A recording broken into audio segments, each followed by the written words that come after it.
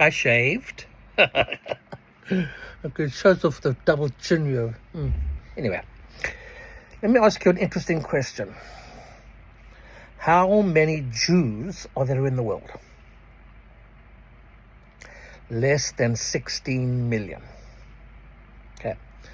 How many Arabs are there in the world?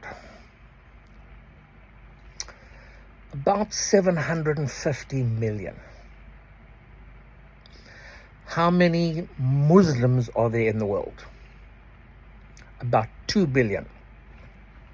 There are 8 billion people on the planet, so that's about 25%. All right. Now, not all Arabs are Muslim. About 80% of Arabs are Muslim, about 20% are Christians.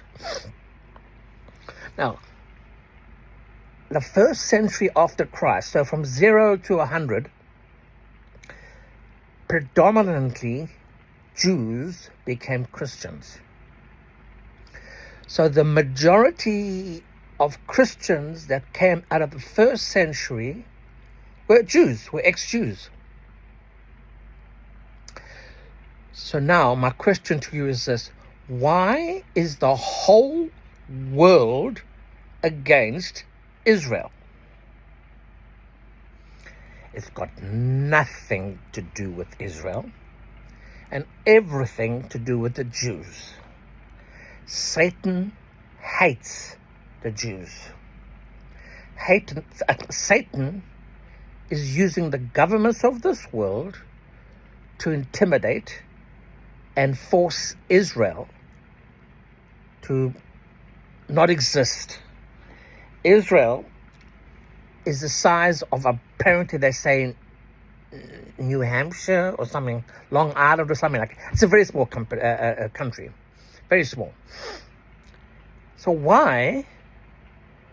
It's the only Jewish state in the world, created after the Second World War, 1948. So why is everybody again? Oh, the Palestinian. There's no such thing as a Palestinian.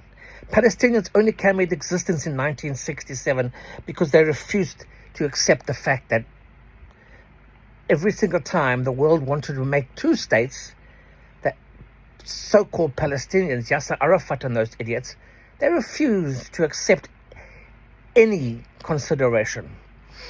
In 1948, 8 countries attacked Israel.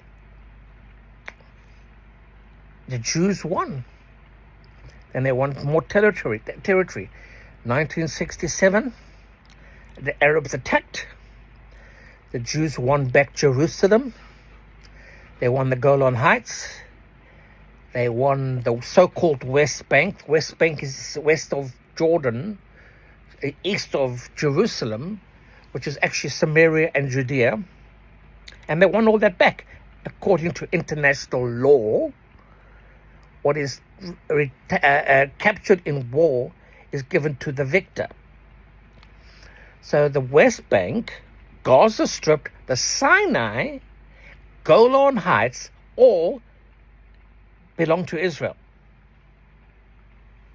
Israel won that fair and square. Okay, so Israel, in order to bring peace to Egypt, gave them back the Sinai. In 2005, after much fighting with international people, I remember watching TV, these Jews were kicked out of their houses, giving the Gaza back to the Arabs. It was a beautiful resort town. And what happened?